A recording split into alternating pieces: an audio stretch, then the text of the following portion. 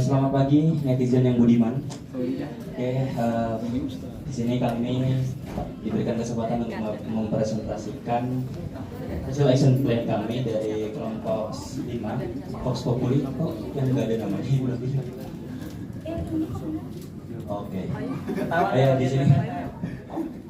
Enggak, kemarin udah dikirim ke Kak Nia. Ada Bintang, ada Lucy, ada Bima, ada Syifa, dan kita dipandu oleh mentor kita ada Kak Desi dan Bang Isti. Baik, di sini kita akan mempresentasikan hasil kerja-kerja kita di dalam action plan kelompok 5 dengan judul menggerakkan demokrasi di era digital. Pastinya kalau kita bicara soal demokrasi di era digital, kita nggak bakalan jauh-jauh dari yang namanya konten kan. Mungkin dari teman-teman saya dari awal mempresentasikan soal bagaimana membuat platform dan lain sebagainya, tapi di sini kita akan coba lebih fokus untuk mendalami soal konten yang akan kita produksi dari kelompok 5. Oke, presentasi pertama akan disampaikan oleh Mas Bima. Selamat pagi semua, perkenalkan saya Bima.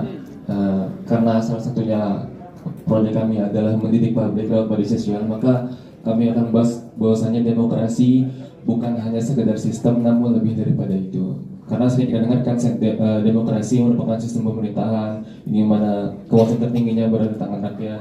Demokrasi adalah sistem pemerintahan, kekuasaan oleh rakyat, dari rakyat dan untuk rakyat. Namun pada kesempatan kali ini kami akan bahas lebih daripada itu. Kita akan mengedukasikan masyarakat yang lebih luas bahwasanya demokrasi bukan hanya soal ada mahasiswa turun ke jalan namun bakar ban. Ada demokrasi bukan hanya sekedar pesta demokrasi yang diadakan pilkada pemilu 5 tahun sekali, namun demokrasi adalah sebuah kebebasan. Kebebasan dalam hal apa? Kebebasan dalam hal berekspresi, berpendapat, dan memilih. Hal ini tentu saja Aristoteles pernah berkata, prinsip demokrasi adalah kebebasan. Karena melalui kebebasanlah warga negara bisa berbagi kekuasaan di dalam negaranya. Kemudian demokrasi merupakan salah satunya persamaan. Semua warga negara memiliki hak dan kesempatan yang sama. Hak berbicara dan didengar, hak berbagi, menerima dan memberikan informasi, dan hak kesempatan memilih dan dipilih. Kemudian demokrasi juga merupakan partisipasi, kesempatan bagi setiap warga negara untuk terlibat dalam pengambilan keputusan. Maka dalam hal ini saya setuju sekali ada statement yang mengatakan demokrasi merupakan sistem pemerintahan yang menekankan partisipasi aktif warga negaranya untuk menjalankan, memutuskan dan menerapkan kebijakan-kebijakan, diantaranya kebijakan politik. Mungkin itu seputar demokrasi. Slide berikutnya. Menjangkau publik lewat media sosial akan dijelaskan oleh rekan kelompok saya, Saudari Bintang. Saya persilakan. Thank you Kak. Tadi kan teman kami di seberang sana membahas mengenai kebebasan, partisipasi, dan lain sebagainya. Akhirnya kami menemukan bahwa yang paling tepat pada saat ingin menjangkau masyarakat adalah melalui media sosial. Kenapa Bintang? Waktu kami kemarin mengikuti Pilpres gitu kan, tagline kami adalah demokrasi. Tapi ternyata pada faktanya banyak orang yang sudah membahas demokrasi itu sendiri. Jadi core apa Bintang yang memang relevan dan pembeda kita daripada yang lainnya? Akhirnya pada saat yang sama kami berpikir bahwa mendidik publik adalah sesuatu hal yang sangat tepat. Kenapa teman-teman? Karena pada saat yang sama, yang kami tahu bahwa di Indonesia ini kebanyakan masyarakatnya hanya berpendidikan sampai SMP. Itu menjadi problem. Kenapa? Masalah pendidikan, lalu masalah literasi kita di Indonesia luar biasa timpang teman-teman dibanding negara-negara lain yang dalam konotasi sebagai negara berkembang. Lalu diskusi terbuka di mana kami paham bahwa FGD dan lain sebagainya itu akan menghasilkan sebuah policy brief yang memang bisa kita rancang dan sebarkan kepada masyarakat, di mana ini memfasilitasi isu-isu dan juga berdialog. Pada saat kemarin teman-teman kami membuat namanya ngobrol bareng, dan ini bisa diimplementasikan kembali di sini gitu ya. Terserah mau di taman dan lain sebagainya, kami bersama gitu ya mengumpulkan masyarakat-masyarakat yang memang mungkin tidak terbiasa dengan pembahasan politik, demokrasi dan lain sebagainya, tapi mereka membawa satu hal, mereka membawa isu, mereka membawa keresahan yang mungkin kami tidak merasakan hal yang sama karena kami tidak ada di posisi mereka gitu. Dan juga komunitas yang inklusif. Kami lupa, teman-teman mungkin lupa juga gitu ya, bahwa ketika prinsipnya adalah ingin menyadarkan demokrasi, kita hanya mensupply. Kita lupa untuk give back from others gitu. At least kita nggak bisa, belum bisa untuk benar-benar si komunitas si inklusif ini dirawat benar-benar. Kami mungkin teman-teman dan juga kami gitu ya selalu menyuarakan demokrasi harus dirawat dan lain sebagainya. Tapi kami lupa untuk merawat satu sama lain. Kami lupa dalam setiap satu komunitas pasti punya perspektif yang berbeda dan lain sebagainya. Dan kita lupa untuk merawat itu, padahal itu terdekat dari kita. Next lagi. Oh ya. So, fokusnya adalah dari ketiga itu teman-teman, adalah selain di media sosial, kami akan fokus ke ruang diskusi untuk semuanya. Jadi kita nggak hanya supply, kita yang riset, kita supply dan lain sebagainya, tapi benar-benar mencari akar-akar rumput yang memang punya permasalahan yang sama. Akhirnya, dengan kami membuka ruang diskusi itu teman-teman, kami mendapatkan perspektif yang memang beragam, cara pandang yang beragam, dan juga solusi yang dibutuhkan yang beragam. Gitu. Sama seperti analoginya kita sebagai seorang bapak. Bapak itu kan nggak bisa ngasih saran ke adik atau kakaknya solusi yang sama kan, pasti berbeda. Karena apa? Kebutuhannya berbeda. Oleh karenanya akan mendapatkan output yaitu pemahaman bersama teman-teman. Pada saat kami mendapatkan perspektif yang beragam, akhirnya kami punya empati untuk bisa memahami satu sama lain. And then so yang paling jelas adalah manfaat untuk masyarakat itu sendiri. Apa yang dihimpun dari masyarakat disebarkan kembali to getting out gitu, to get awareness dan juga respect to others gitu. So selanjutnya dijelasin langsung ke Hifa. Oke, yang selanjutnya itu kan kita ini tujuan utamanya itu adalah membuat konten, di mana konten tersebut itu bertujuan untuk viralitas dampak nyata. Yang pertama itu kita akan membuat konten menarik, konten yang akan meng-attach masyarakat, yang akan berdampak bagaimana sih demokrasi itu berjalan, bagaimana demokrasi di Indonesia bisa terus nampak nyata. Dan di situ kita akan membuat beberapa kesadaran publik yang meningkatkan awareness dan mendorong partisipasi. Partisipasi di sini yang dimaksud adalah bagaimana masyarakat bisa sadar akan pentingnya demokrasi yang ada di Indonesia. Lalu yang selanjutnya kita akan menjangkau luas masyarakat gak hanya di satu titik, tapi di berbagai wilayah, dan pastinya bakal bisa lebih menyebarkan materi-materi yang lebih luas. Selanjutnya akan dijelaskan oleh Ursida. Baik, melanjutkan dari Syifa ya tentang viralitas. Viralitas ini kan merupakan langkah awal untuk membangun kesadaran. Viralitas ini menjadi di zaman sekarang ini sangat berdampak, dan kami melibatkan Indemo untuk menjadi platform diskusi yang bergerak berkelanjutan yang akan menggabungkan dari kita yang beraneka ragam dari Sabang sampai Merauke, yang akan membuahkan perubahan positif yang akan menjadikan membangun demokrasi yang lebih kuat. Mungkin itu saja. Dan hasil dari project itu kita bisa tonton bersama di sini. Sebentar lagi akan di-play. Tapi pada intinya kelompok Vox Populi menyadari bahwa ada dua hal penting yang menjadi misi dari kita ketika kita menjadi bagian dari anggota squad. Yang pertama adalah bagaimana caranya kita to promote demokrasi. Yang kedua adalah to promote Indemo. Ketika kita melihat contoh saja Instagram Indemo, followersnya itu hanya di angka sekitar 200 250-an ya? Iya 250. Sorry, saya deactivate IG, makanya saya nggak tahu update-nya. Jadi di sekitar di angka 250-an. Jadi kalau teman-teman yang lain fokus kemudian untuk membangun platform sendiri, why not we are using Indemo? Kenapa kita tidak memakai Indemo sebagai platform kita untuk mempromosikan konten gitu? Jadi ketika Indemo itu sudah dikenal lebih luas dan kontennya itu bisa viral, pasti di situ juga ada feedbacknya. Feedbacknya apa? Adalah action. Action untuk apa? Mendiskusikan demokrasi lebih lanjut. Contoh, secara sederhana, kalau teman-teman sadari bahwa diskusi yang ada di ruang publik kalau dulu itu mungkin dibangun melalui diskusi secara tatap muka.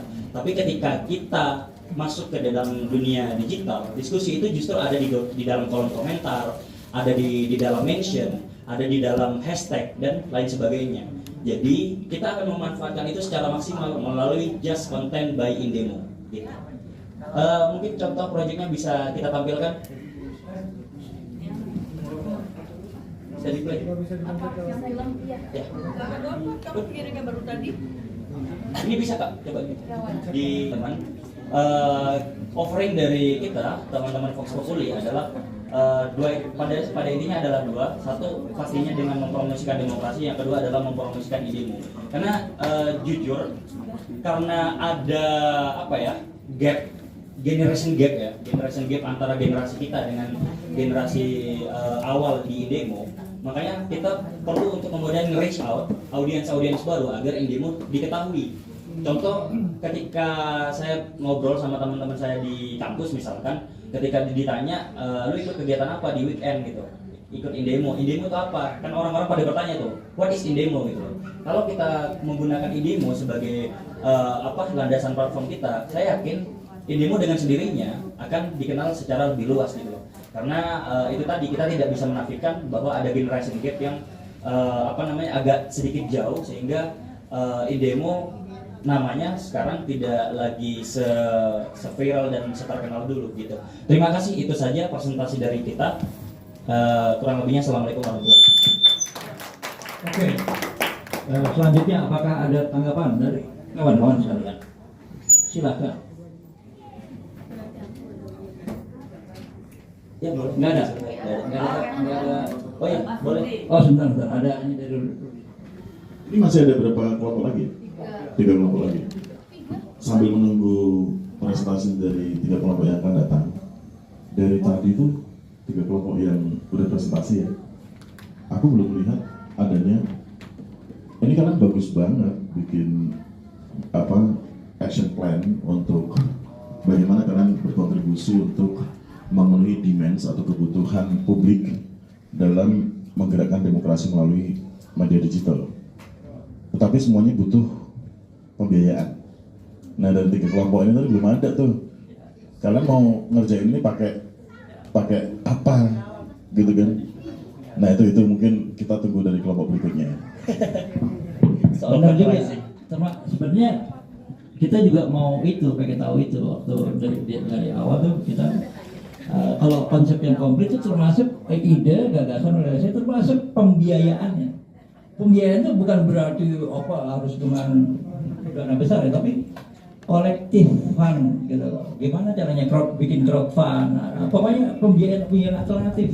Sebenarnya kalian lebih tahu, pokoknya jual kaos atau apa gitu loh. Iya, mungkin bisa menambahkan Bang. Kalau untuk soal pembiayaan itu sebenarnya Bang, di era digital ini Bang, yang saya ketahui ya, sependek yang saya ketahui adalah bahwa ketika kita memiliki digital asset itu, katakanlah begini, Indemo dalam 1 tahun konsisten untuk konten dan dari konten itu melahirkan engagement yang besar. Nah, dari digital asset itu secara otomatis satu, kita juga bisa melakukan monetize terhadap akunnya. Yang kedua adalah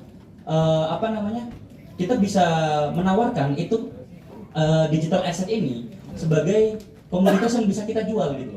Misalkan nanti Indemo kalau misalkan punya 100.000 followers gitu, dengan sendirinya orang yang akan bekerja sama dengan kita akan melihat bahwa ini digital asset.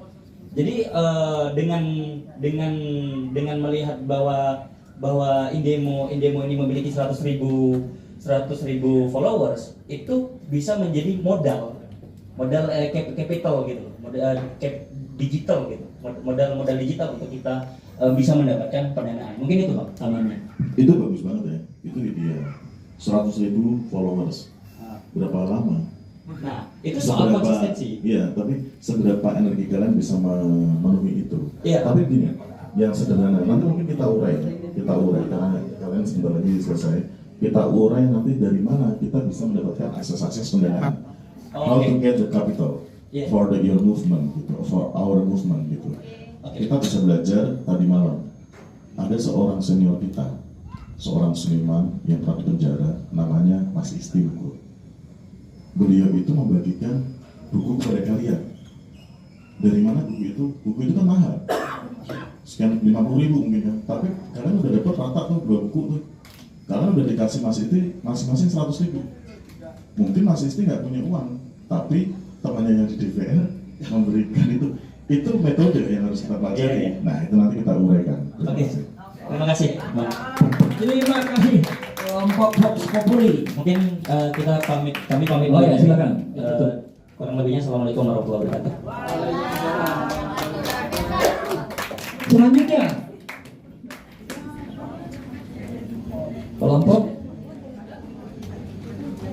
kelompok 1 Diversita, silakan maju ke depan.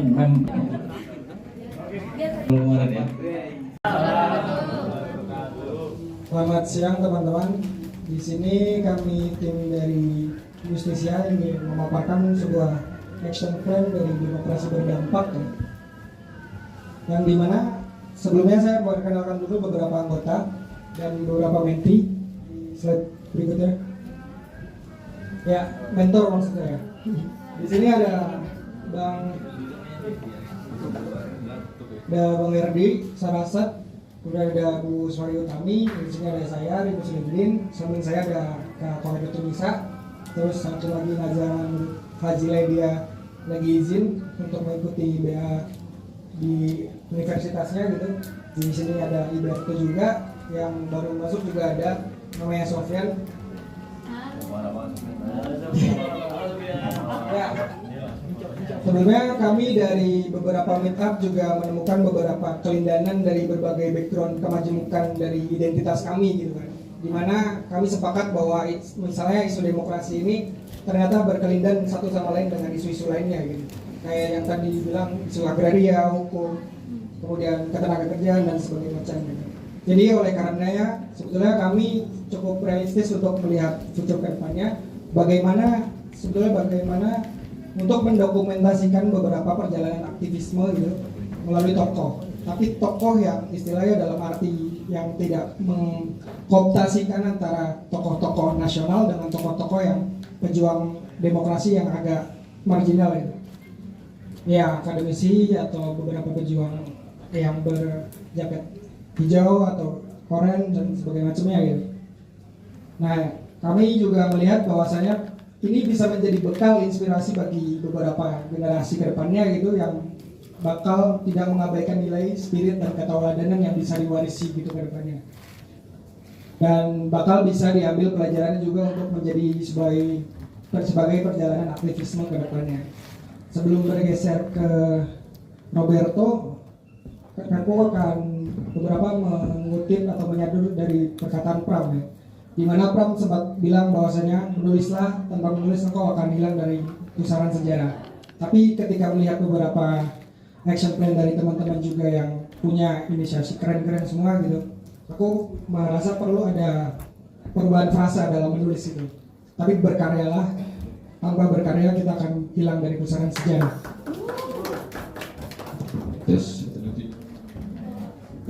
Lanjut dari pembahasan dari Bung Ari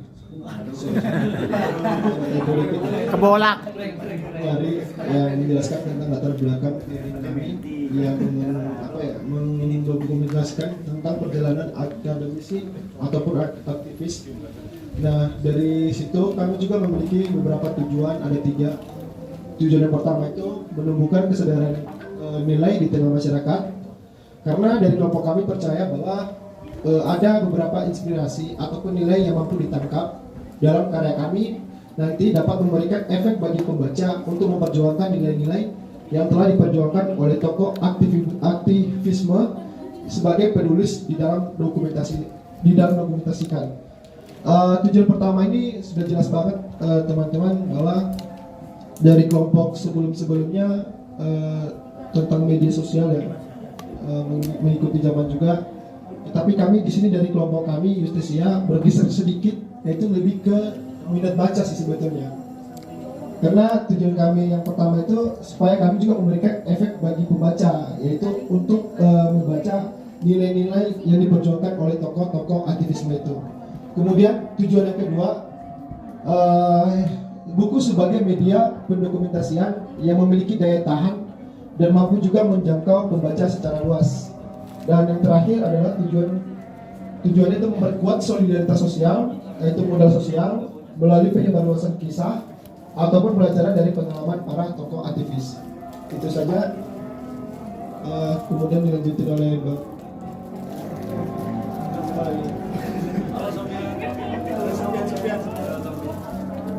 Halo. Cek sebelumnya, hidup mahasiswa, hidup aktivis, hidup Indemo. Baik, saya akan menjelaskan soal timeline yang mungkin latar belakang sudah, tujuan sudah.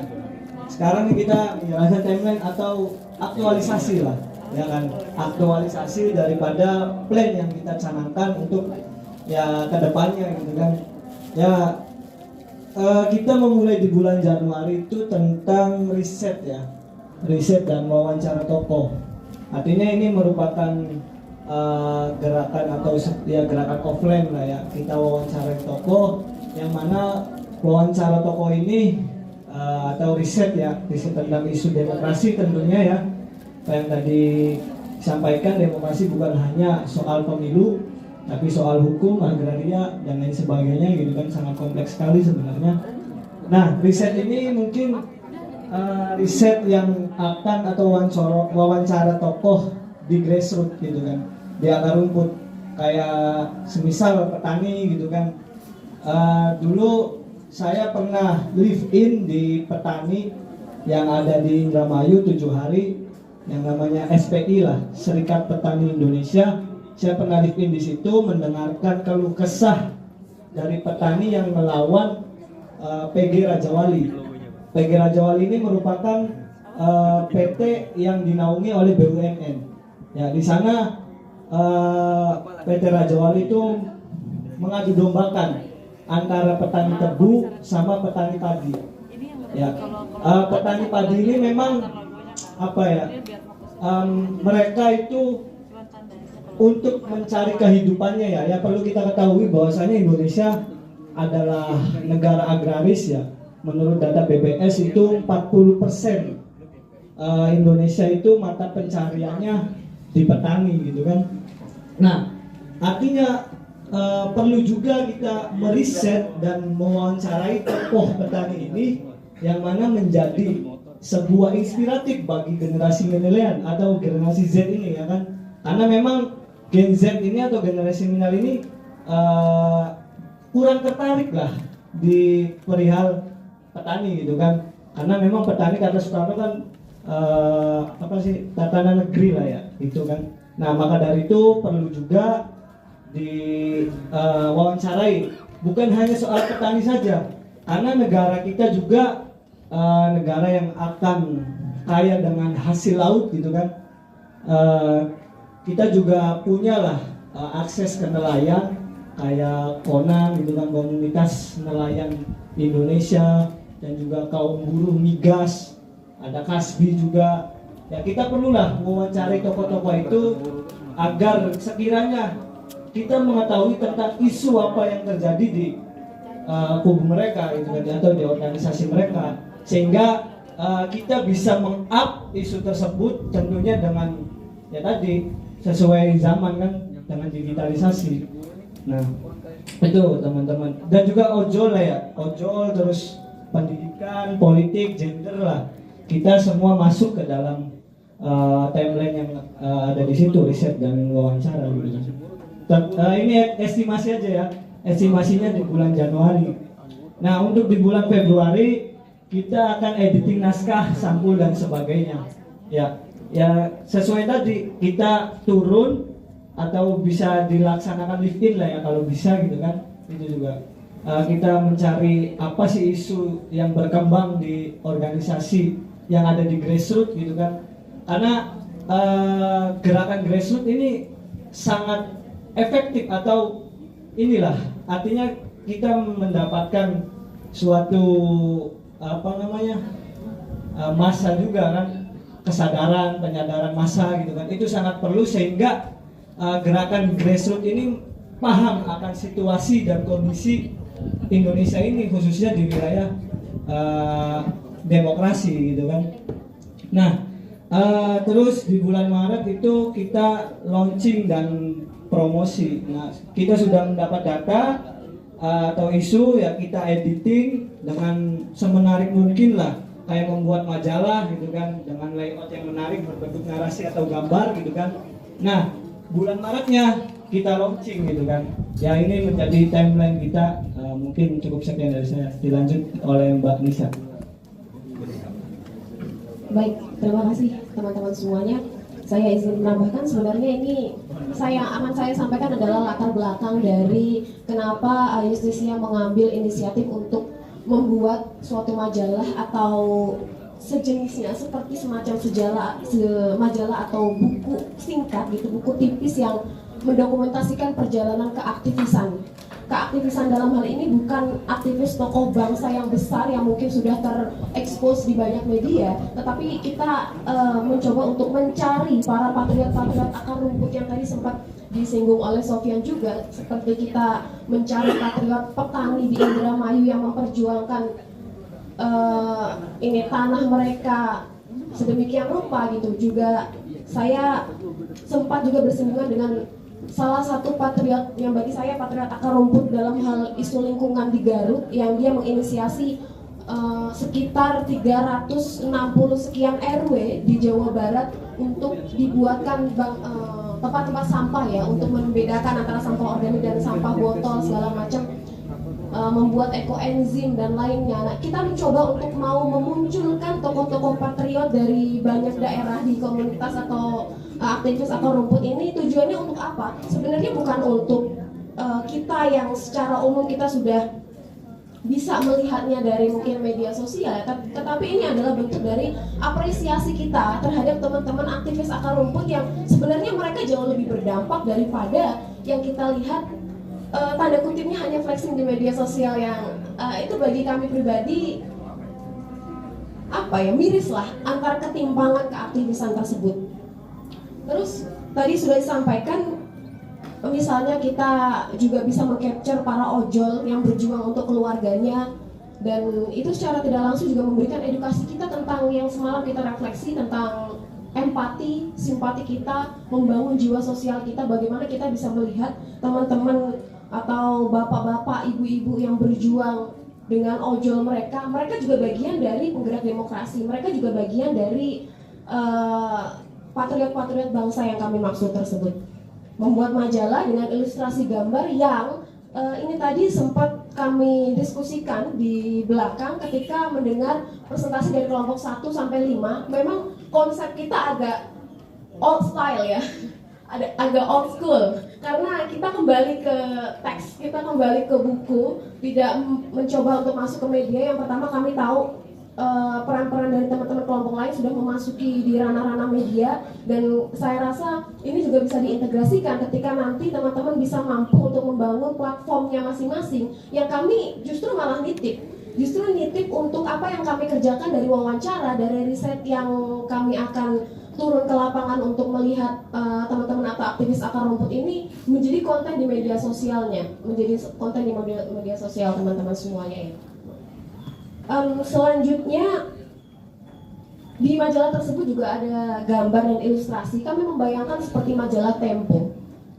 Ada satir, ada sindiran, ada unik grafis-grafisnya. Karena sebenarnya sebelumnya kami meriset kelompok pribadi. Karena di bayangan kami ketika kita mengerjakan RTL ini adalah ini hanya bentuk bukan hanya. Ini adalah bentuk dari rencana tindak lanjut kelompok kami dalam yang bernaung dalam squad Indemo ini. Untuk apa yang bisa kami kerjakan kelompok dan sumber daya apa yang kita punya untuk bisa mengerjakan secara realistis proyek kami. Dan ternyata di antara kami punya kultur yang mungkin tidak sama, tapi kita bisa satukan dengan banyak yang bisa nulis, banyak yang bisa edit tulisan, banyak yang bisa bikin grafis. Jadi kami mempergunakan sumber daya yang berasal dari pertanyaan besar kami, apakah RTL ini akan tanda kutipnya mendapat suntikan dana dari Indemo ketika kami menjalankan itu pertanyaan yang pertama kali kami ajukan ke mentor ketika kami membuat ini. Dan ketika jawabannya adalah tidak, kami mandiri, maka sebisa mungkin kami akan menjalankan ini dengan mendayagunakan skill-skill yang kita miliki masing-masing untuk gimana bisa ini tetap terrealisasi terkait majalah dan keaktivisan akar rumput. Tadi integrasi, terus semalam dapat masukan dari Bang Dadang ya untuk membuat WordPress. Saya rasa ini WordPress ini masuk akal karena kita tidak perlu domain ya yang mahal. Iya, kayak blog lah, kayak blogspot. Kalau website itu kan kita harus maintenance setiap setahun sekali, dan itu membutuhkan dana yang kita harus perpanjang domainnya setiap setahun sekali, dan kalau kita lupa domainnya loose dan hilang. Daripada kita bermain di blogspot. Blogspot nanti bisa diintegrasikan di media yang akan dibangun sama teman-teman kelompok lainnya. Nah, blogspot ini tentunya kami kembalikan ke forum. Bagaimana forum mau atau bersedia untuk berkontribusi mengirimkan keprihatinan dan tulisannya dalam bentuk puisi, sastra, berita atau segala macam untuk kita masukkan di WordPress yang akan kita buat sebagai platform bersama. Yang tadi pertimbangannya adalah kita minim biaya untuk produksi ini. Karena bayangan kami tadi RTL-nya adalah ketika program ini selesai, RTL kami jadi dan inilah kami persembahkan untuk Indemo. Tetapi ketika nanti Indemo berharap RTL kami adalah jangka panjang, bisa dipergunakan sebagai jangka panjang dan kontribusi kami terhadap squad Angkatan 1 untuk Indemo, maka kami juga bisa secara continue untuk membuat majalah keaktivisan ini atau dokumentasi keaktivisan ini mungkin dalam 4 bulan sekali atau 3 bulan sekali dengan tipis saja. Saya rasa Indemo juga sudah melakukan itu di majalah-majalah Indemo. Begitu, terima kasih, saya kembalikan ke moderator. Oke, kelompok Justisia. Ada pertanyaan tanggapan? Bentar. Ini dulu ya, peserta dulu. Ada nggak kira-kira kalau dari peserta? Ada?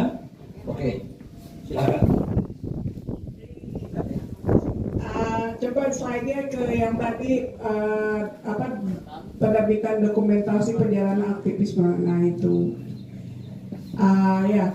saya dulu pernah kerja di Read Institute, itu sekarang udah nggak ada ya. Research informasi dan Popis and Demokrasi. Nah itu bikin satu bundel dari berbagai berita media koran cetak ya. Demo-demo dari tahun 60-an, 80-an kalau nggak salah, sampai yang reformasi. Nanti bukunya kapan-kapan saya bawa ya. Cuma itu kan copyrightnya Ridep ya. Dulu saya dengan namanya Mbak Irin Gayatri, kalau ada yang tahu. Artinya itu sudah pernah buat. Nah, cuma kayaknya buat di digital kan kayaknya belum. Sampai sekarang jadi anak-anak muda jadi nggak tahu. Misalnya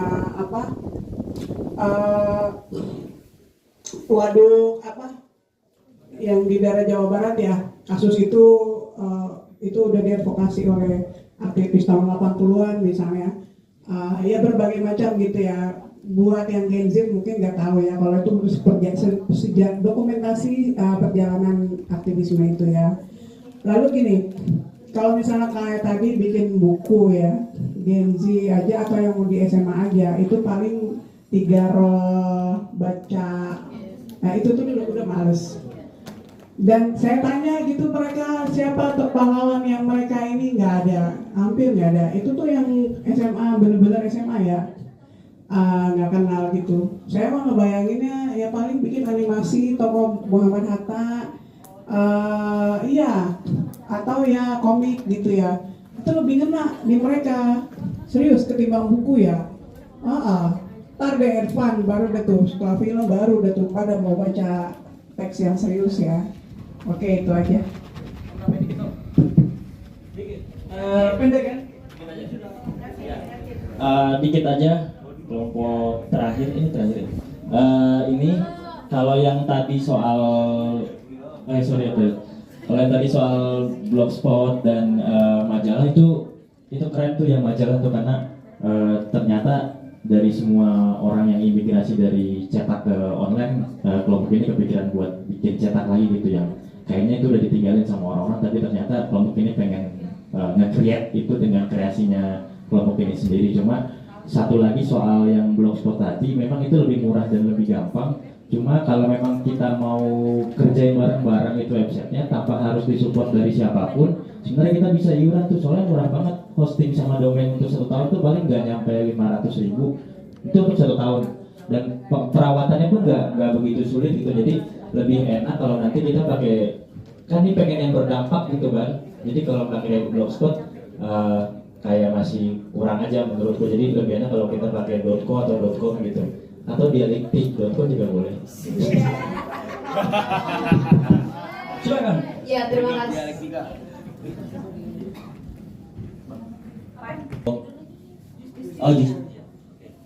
Gini, tadi kan teman-teman memaparkan bahwa strateginya adalah berkaitan dengan penerbitan gitu kan, buku.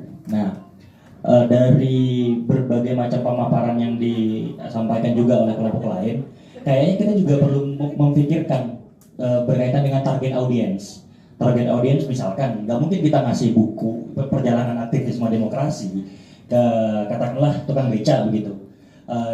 Dan nggak mungkin kita juga ngasih konten yang kasih konten digital hanya kepada mahasiswa yang belajar serius tentang perjalanan aktivisme demokrasi.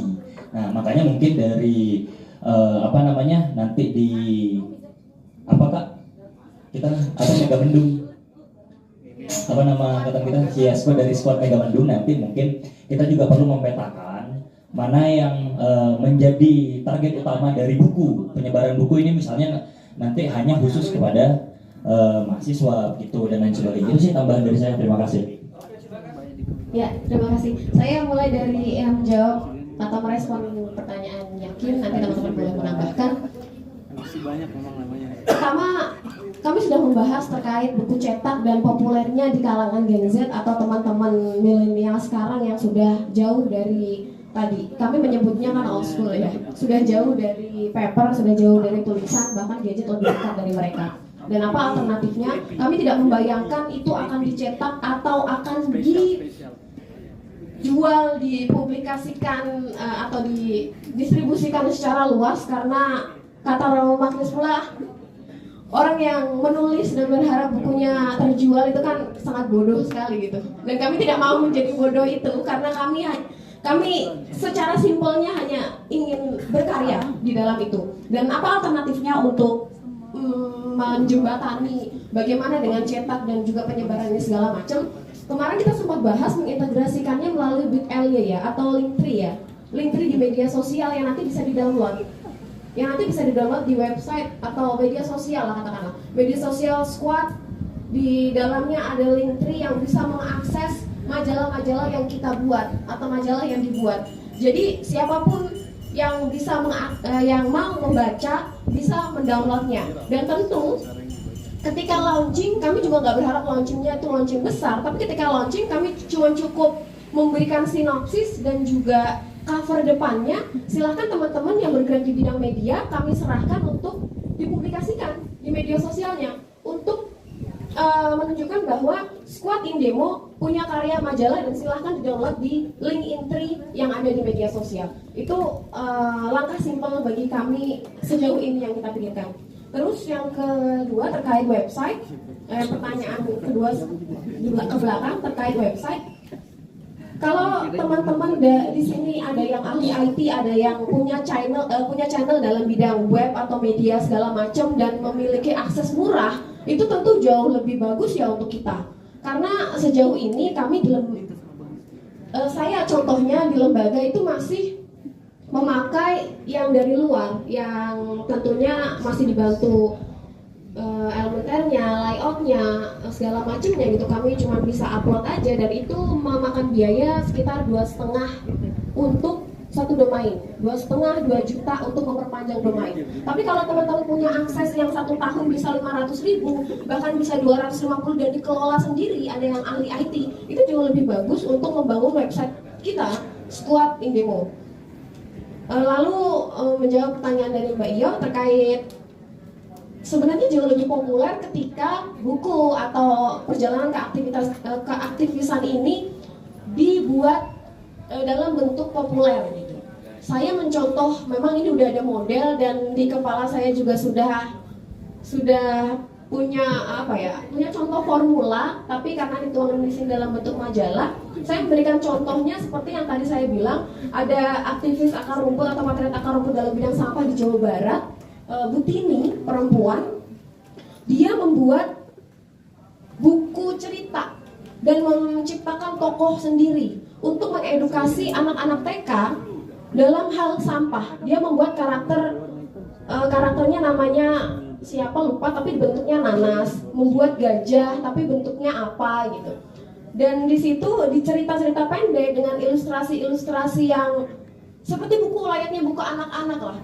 Di dalamnya diedukasi antara sampah organik dan anorganik, gimana kita bisa aware dalam lingkungan, gimana kita bisa saling menyayangi. Itu kan buku anak-anak sudah banyak dan itu terbukti ampuh atau sudah mampu terlaksana dengan terakhir akhir tahun 2023 atau awal tahun 2024. Ibu Tini yang tadi saya bilang seorang aktivis akar rumput dalam hal lingkungan, kerjasama dengan Dinas Lingkungan Hidup di Jawa Barat, dan buku ceritanya itu mampu dicetak 1.000 eksemplar yang dibagikan ke anak-anak TK. Yang akhirnya itu menjadi dampak yang signifikan. Kita bukan hanya di mahasiswa, bahkan pendidikan lingkungan sejak TK kita sudah menyentuh melalui cerita-cerita yang dari buku-buku anak-anak. Selain kita kembali kepada old school yang memang kerangka berpikir kita sebagai Gen Z pasti adalah media sosial, tapi gimana caranya kita sebenarnya jauh lebih baik mengembalikan ke buku dan pulpen. Thank you. Silahkan teman-teman. Sedikit lagi. Ya 15 detik ya. Jadi aku sih optimis sih sama teman-teman di tim Justisia ya. Jadi kalian tahu nggak belanja per tahun perpustakaan daerah Sulawesi Tengah itu 1 miliar hanya untuk beli buku provinsi nih. Perpustakaan daerah kabupaten, kota mungkin setengah dari itu. Jadi sebenarnya anggaran APBD maupun APBN untuk belanja buku sebenarnya masih tinggi. Itu kalian bisa memenuhi domain itu. Terus kemudian kalian bisa bekerja sama seperti tadi kalian bilang di Bandung, kerja sama dinas dan lain-lain. Kalian bisa kerja sama perpustakaan nasional, arsip nasional untuk mendistribusikan buku kalian. Dulu kerjaanku itu kalau zaman aku dulu jualan KDP ke library komik kabar dari Pijar. Itu dulu aku kalau pengen jualan ke Library of Congress Amerika di Cokro Aminoto itu barang yang harganya 2.500, price keluar di sana dibeli 25.000. Nah, sebenarnya strategik sebenarnya teman-teman ini sebenarnya butuh strategik. Kerjasama dengan siapa, terus bagaimana kerjasamanya, bentuk kerjasamanya bagaimana gitu. Terus terkait sama sejarah aktivisme ya, yang belum ada di Indonesia ini adalah museum aktivisme, museum demokrasi. Semua dari mulai kampret cebong sampai apa nggak ada yang terdokumentasi dengan baik. Nah kalian bisa bekerja sama dengan museum nasional misalnya atau museum daerah atau museum Jakarta gitu ya untuk mengelola satu domain pojok demokrasi misalnya dengan menitipkan program kalian, atau kalian bikin museum virtual misalnya kalian wawancara Mas Isti, ini kan benda antik nih dalam konteks demokrasi buat kalian ya. Nah benda antik ini kalian museumkan gitu. Nah, menjadi museum virtual, kalian bisa bekerja sama itu dengan Kumham, dengan berbagai macam. Kita akan bantu. Oke. Terima kasih kelompok Justisia. Tepuk tangan dulu semuanya. Silahkan untuk kembali ke tempat. Dan terakhir sekarang kelompok. Terima kasih kawan-kawan. Kelompok berdasarkan amandemen Undang-Undang Dasar tahun 2002 secara legal formal Indonesia bubar. Tahun 2025 Indonesia bubar secara de facto menuju kejayaan Indochina Raya. Jiwaku merdeka semesta alam, ragaku merdeka mengisi kemerdekaan. Salam.